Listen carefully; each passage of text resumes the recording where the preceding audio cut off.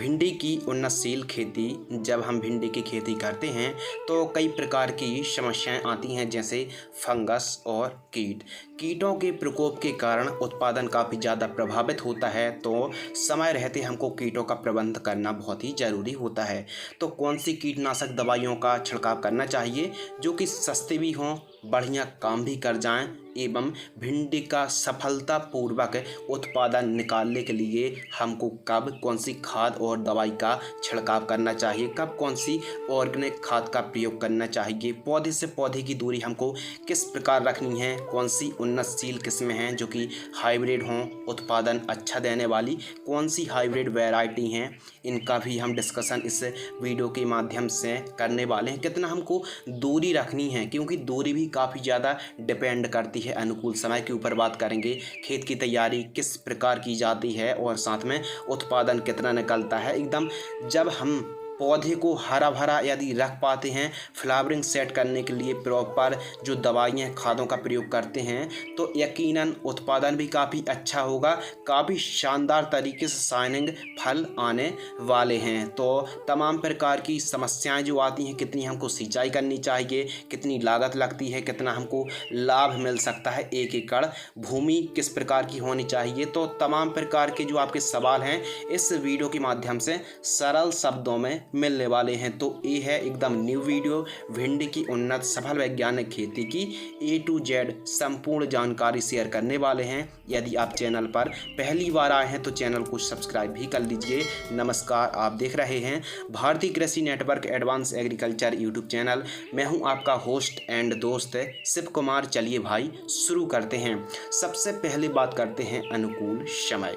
तो जो अनुकूल समय है, वैसे तो भिंडी की खेती आप 12 महीने कर सकते हैं, लेकिन अच्छा आपको मार्केटिंग रेट बाज़ार भाव मिले तो इसके लिए आप रबी सीजन में यदि खेती कर रहे हैं तो अक्टूबर से लेकर नवंबर के महीने पर आप बुआई कर सकते हैं। खरीफ सीजन पर यदि आप भिंडी की खेती कर रहे हैं तो 15 जून से लेकर 31 जुलाई के मध्य आप बुआई कर सकते हैं, खेती कर सकते हैं। और जायद के सीज़न पर यदि आप खेती कर रहे हैं तो 15 फरवरी से लेकर 31 मार्च के मध्य आप बुआई कर दीजिए। यानी रबी सीजन, खरीफ सीजन और जायद के सीज़न पर आप भिंडी की खेती करते हैं। जो हमने टाइमिंग बताई है, तो आपको बाज़ार भाव, क्योंकि स्पेशल डिपेंड करता है पूरा मुनाफा पर कि बाज़ार भाव क्या रेट मिलने वाला है। तो इन सीज़न पर यदि आप भिंडी की खेती करते हैं तो यकीनन काफ़ी अच्छी बढ़वार भी देखने के लिए मिलेगी और बाजार भाव भी काफ़ी अच्छा मिलेगा। भिंडी की फसल के लिए तापमान, न्यूनतम तापमान 12 से 15 डिग्री सेल्सियस और अधिकतम 30 से 35 डिग्री सेल्सियस का जो टेम्परेचर है काफ़ी अच्छा माना जाता है। और फ्लावरिंग स्टेज पर मध्यम तापक्रम होता है, तो जो फ्लावर काफ़ी अच्छे खिलते हैं और काफ़ी बड़ी मात्रा पर फ्लावर खिलते हैं। मध्यम तापक्रम में यह फसल काफ़ी अच्छी बढ़वार लेती है। भिंडी की फसल के लिए अनुकूल सॉइल यानी मिट्टी, तो इसको आप काली मिट्टी, काली दोमट, बलुई मिट्टी, पीली मिट्टी, मध्यम भूमि पर भी आप इसकी खेती कर सकते हैं। और अधिक काली या फिर भारी भूमि है तो भी आप भिंडी की सफलतापूर्वक खेती कर सकते हैं। बस उत्तम जल निकास का प्रबंध होना चाहिए। मिट्टी की pH वैल्यू 5.5 से लेकर 7.5 के आसपास चल जाती है।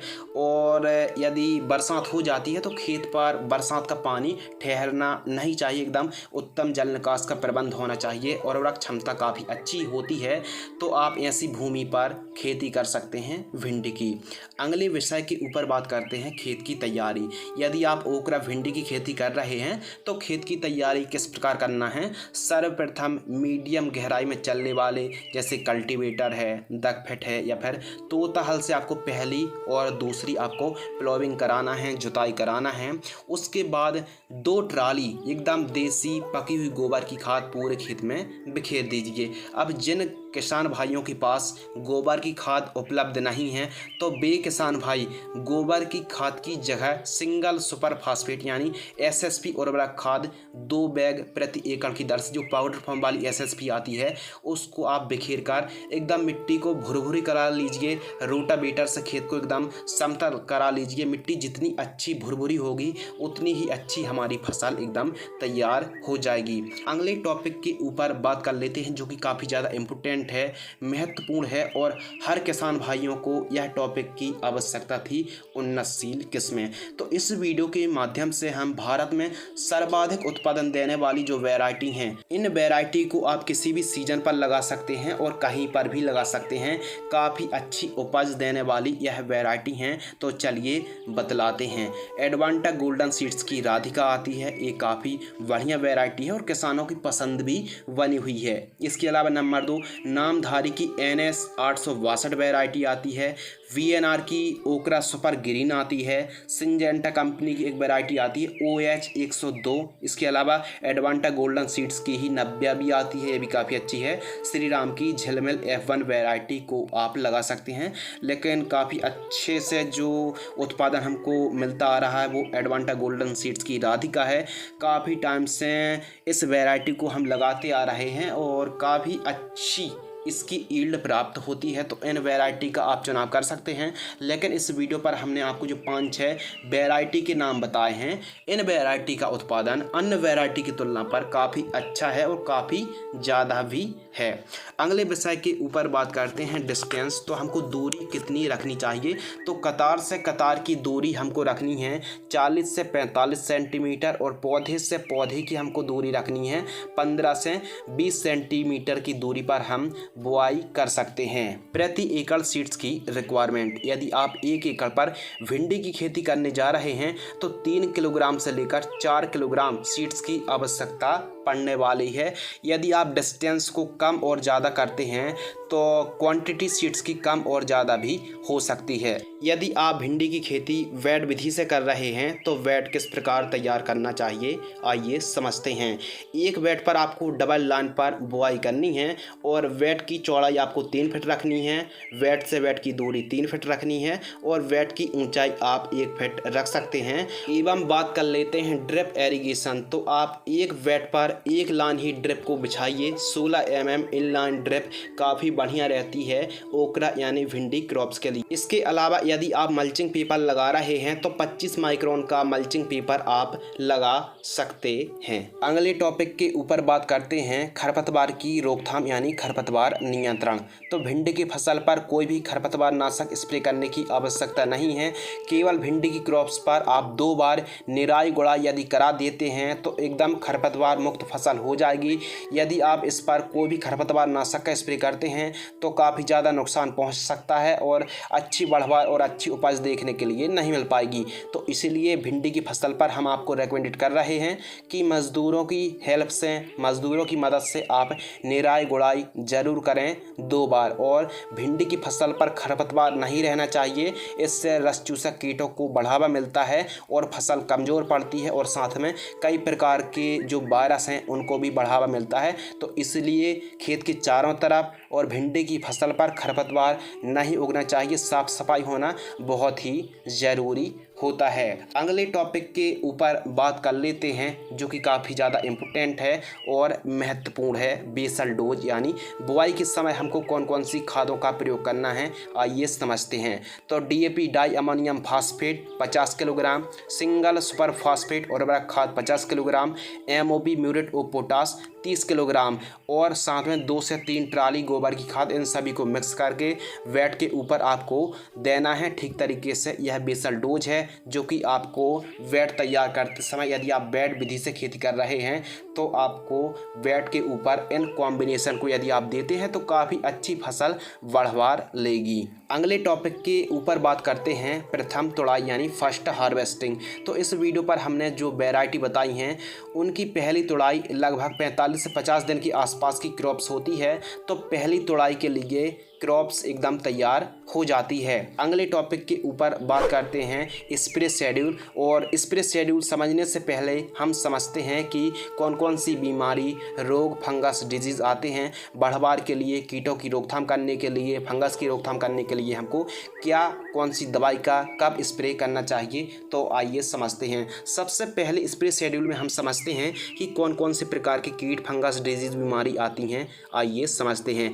एफिड, जैसिड, लीफ माइनर का प्रकोप भी देखने के लिए मिलता है। इसके अलावा वाइट फ्लाई, थ्रिप्स, फली छेदक, सेमी लूपर्स इल्ली का प्रकोप भी देखने के लिए मिलता है, झुलसा का प्रकोप देखने के लिए मिलता है, लीफ कर्ल भी आता है, पाउडरी मिल्ड्यूड आता है और कहीं कहीं पर डाउनी मिल्ड्यूड का प्रकोप भी देखने के लिए मिल जाता है। इसके अलावा फ्रूट्स को खाने वाली, फल को खाने वाली छोटी छोटी हरी इल्ली का प्रकोप भी देखने के लिए मिलता है और तंबाकू इल्ली का प्रकोप भी देखने के लिए मिलता है। तो कई प्रकार के कीट, बीमारी, फंगस, डिजीज़ आते हैं, उनको कंट्रोल और रोकथाम करना बहुत ही ज़रूरी है, अनिवार्य है। भिंडी की फसल पर सफ़ेद मक्खी और रस चूसक कीटों की रोकथाम करना है तो आप येलो और ब्लू ट्रैप को आप ज़रूर लगा दीजिए। इससे कोई स्प्रे नहीं करने पड़ेंगे और रस चूसक कीट भी कंट्रोल होंगे, साथ में वाइट फ्लाई भी कंट्रोल हो जाएगी।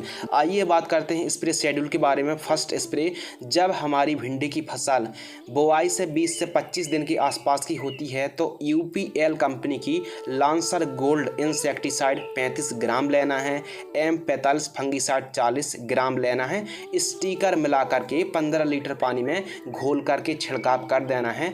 यह फर्स्ट स्प्रे था, काफ़ी अच्छा स्प्रे था, काफ़ी सस्ता था और बढ़िया रिजल्ट देने वाला भी कॉम्बिनेशन था।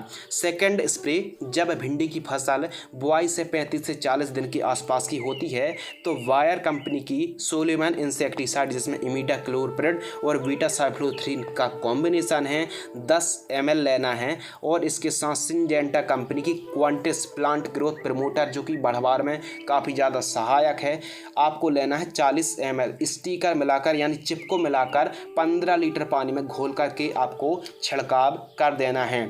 इसके अलावा जब भिंडी की फसल लगभग 50 से 60 दिन की होती है तो थर्ड स्प्रे पर यूपीएल कंपनी की ऊलाला इंसेक्टिसाइड 5 ml लेना है, जिसमें फ्लोनिकामाइड 50% है, 5 ml लेना है और कोरोमंडल इंटरनेशनल कंपनी की फेंटाक प्लस टॉनिक, जो कि फल फूलों की संख्या में वृद्धि करने के लिए, यदि पौधा ट्रेस में है तो उसको रिकवर करने के लिए, क्लोरोफिल बढ़ाने के लिए, फूलों के डंठल मजबूत करने के लिए एक टॉनिक भी ले रहे हैं, फेंटेक प्लस 10 ml लेना है। इन दोनों को मिक्स करके 15 लीटर पानी में घोल करके आपको छिड़काव कर देना है। यदि बरसात होने के आसार हैं, चिप को मिलाकर ही आपको स्प्रे करना चाहिए। भिंडी की फसल पर फोर्थ स्प्रे, जब भिंडी की फसल 60 से 70 दिन के आसपास की होती है तो सिंजेंटा कंपनी की एकतारा यानी थाइमोथोक्सोम इंसेक्टिसाइड आपको 8 से 10 ग्राम लेना है और वायर कंपनी की कॉन्फिडोर 10 ml लेना है। इन दोनों को मिक्स करके प्रति 15 लीटर पानी में घोल करके आप छिड़काव कर सकते हैं। तो यह जो कॉम्बिनेशन हमने आपको स्प्रे के बताए हैं, यदि आप समय समय पर भिंडी की फसल पर आवश्यकता अनुसार छिड़काव करते हैं तो ना कोई लीफ कर्ल की समस्या आएगी, ना तो फल फूल ड्रॉप होंगे, ना तो कोई इल्ली आएंगी, ना कोई कीट आएंगे, ना कोई फंगस आएंगे, ना रस चूसक कीट। एकदम निजात मिलने वाला है, एकदम फसल स्वस्थ रहने वाली है। अब बात कर लेते हैं खाद का शेड्यूल। तो जो खाद का शेड्यूल है, अब हमारे किसान भाई दो तरीके से खेती करते हैं। एक तो साधारण तरीके से जड़ों के पास खाद देते हैं और दूसरा जो किसान भाई ड्रिप से खेती करते हैं तो वे किसान भाई किस प्रकार खाद को दे सकते हैं। सबसे पहले बात करते हैं जो किसान भाई बिना ड्रिप के खेती कर रहे हैं, साधारण तरीके से खेती कर रहे हैं, तो खाद का शेड्यूल किस प्रकार चलाना है आइए समझते हैं। जब हमारी भिंडी की फसल लगभग 15 से 20 दिन के आसपास की होती है तो पहली खाद पर यूरिया 35 किलोग्राम और सागरिका 8 किलोग्राम, इन दोनों को मिक्स करके प्रति एकड़ की दर से जड़ों के पास देकर सिंचाई आप कर सकते हैं। बहुत ही बेहतरीन कॉम्बिनेशन है, बहुत ही जल्दी फसल हरी भरी होगी और बढ़वार भी काफ़ी अच्छी लेगी। भिंडी की फसल पर सेकंड खाद, जब भिंडी की फसल 30 से 40 दिन के आसपास की होती है तो यूरिया खाद 40 किलोग्राम और किसी अच्छी कंपनी का सूक्ष्म पोषक तत्व युक्त खाद यानी माइक्रो न्यूट्रिएंट फर्टिलाइजर्स 5 किलोग्राम, इन दोनों को मिक्स करके प्रति एकड़ की दर से जड़ों के पास देकर आप सिंचाई कर सकते हैं। इसके अलावा थर्ड खाद, जब भिंडी की फसल 50 से 60 दिन के आसपास की होती है तो यूरिया 30 किलोग्राम और सल्फर 90% जो कि WDG फॉर्म में आती है 3 किलोग्राम, इन दोनों को मिक्स करके प्रति एकड़ की दर से जड़ों के पास देकर आप सिंचाई कर सकते हैं। इसके अलावा फोर्थ खाद, जब भिंडी की फसल 70 से 75 दिन के आसपास की होती है तो मैग्नीशियम सल्फेट 10 किलोग्राम, बोरॉन 500 ग्राम और ह्यूमिक एसिड 1 किलोग्राम प्रति एकड़ की दर से जड़ों के पास देकर आप सिंचाई कर सकते हैं। एक खाद का जो कॉम्बिनेशन था, जो किसान भाई साधारण तरीके से खेती कर रहे हैं तो वे इन खादों को दे सकते हैं। अब बात कर लेते हैं जो किसान भाई ड्रिप से खेती कर रहे हैं तो कब कौन सी खाद देनी चाहिए आइए समझते हैं। तो जब हमारी फसल भिंडी की लगभग बुआई से 10 दिन से लेकर 30 दिन के मध्य होती है तो NPK घुलनशील खाद 19-19-19, NPK 12-61-0, 17-44-0, माइक्रो न्यूट्रिएंट 500 ग्राम, ह्यूमिक एसिड 500 ग्राम, इन खादों को बदल बदल कर 3 से 4 kg खाद को आप 4-4 दिनों के अंतराल पर प्रयोग कर सकते हैं ड्रिप एरीगेशन से प्रति एकड़ की दर से। इन सभी खादों को एक साथ मिक्स करके प्रयोग नहीं करना है, 3 से 4 दिनों के अंतराल रखना है, 3 से 4 kg प्रति एकड़ की दर से आपको प्रयोग करना चाहिए।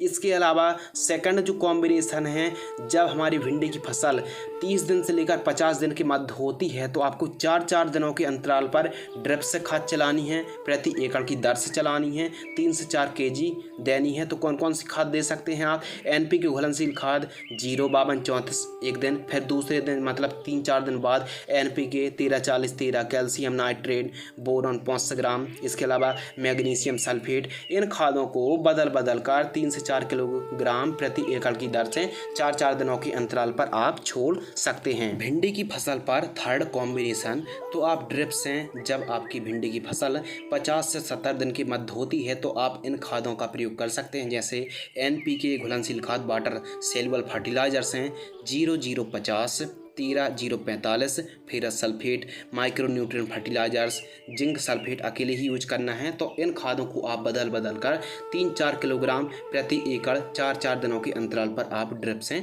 छोड़ सकते हैं। तो इन कॉम्बिनेशन को यदि आप ड्रिप से चलाते हैं तो काफ़ी अच्छी ईल्ड प्राप्त होगी, लंबे समय तक चलेगी और काफ़ी अच्छा आपको परफॉर्मेंस देखने के लिए मिलेगा, बाजार भाव भी काफ़ी अच्छे तरीके से मिलेगा। तो इन खादों को आवश्यकता अनुसार आपको पूर्ति करनी है। यदि भिंडी की फसल ज़रूरत से ज़्यादा बढ़वा ले रही हो और फल फूल ना आ रहे हों तो इसके लिए बायर कंपनी की प्लानोफिक्स यानी अल्फा नेप्थिल एसिटिक एसिड का भी स्प्रे कर सकते हैं। 15 लीटर पानी में 4 ml की दर से छिड़काव कर सकते हैं प्लांट ग्रोथ रेगुलेटर को। अगले टॉपिक के ऊपर बात करते हैं उत्पादन यानी भिंडी की कितनी ईल्ड प्राप्त होती है। तो 1 एकड़ पर यदि आप भिंडी को लगाते हैं तो लगभग 75 से 80 क्विंटल प्रति एकड़ की दर से आप ईल्ड उपज निकाल सकते हैं। अगले टॉपिक के ऊपर बात करते हैं लागत। 1 एकड़ पर सभी एक्सपेंसेस को जोड़कर, सभी खर्चे को जोड़कर लगभग 25,000 रुपये से लेकर 30,000 रुपये के आसपास की लागत आती है, खर्च आता है।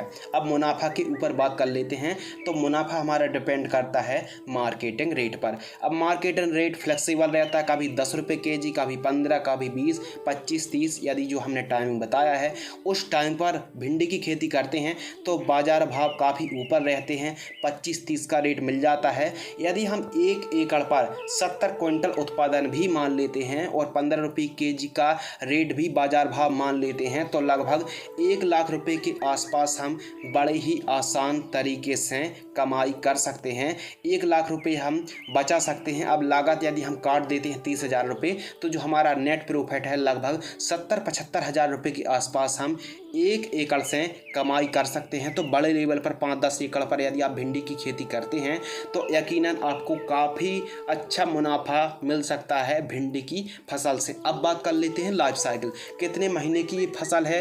तो लगभग 45-48 दिन के आसपास चालू हो जाती है और 5 महीने तक यह फसल चलती है। यदि मल्चिंग ड्रिप पर रखते हैं तो यह फसल और भी लंबी चल सकती है, लेकिन 5 महीने तक बड़े ही आसान तरीके से आप कमाई कर सकते हैं। 5 महीने की यह क्रॉप मानी जाती है, 5 महीने के आसपास चलती है। भिंडी की खेती करते समय कुछ बातें आपको अवश्य ध्यान में रखनी चाहिए। भिंडी की फसल पर रस चूसक कीटों का प्रकोप नहीं बढ़ना चाहिए, इससे लीफ कर्ल की समस्या आती है, पत्ते पीले पड़ते हैं और पत्ते मुड़ना भी स्टार्ट हो जाते हैं। तो इसलिए भिंडी की फसल पर आपको रस चूसक कीटों के प्रॉपर छिड़काव लेने होंगे।